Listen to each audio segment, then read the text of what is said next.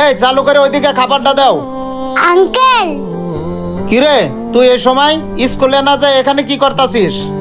Uncle আমার না স্কুলে যাওয়ার সময় এই জুতাগুলো ছিঁড়ে গেছে, আমাকে এক জোড়া নতুন জুতা কিনে দিবেন?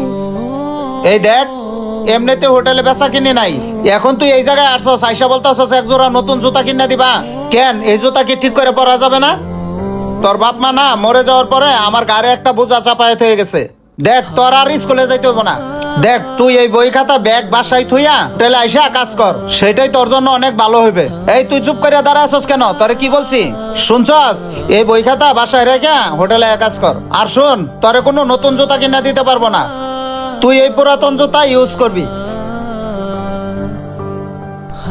কিরে তুই এখানে দাঁড়ায় দাঁড়ায় কাঁদতাছিস কেন?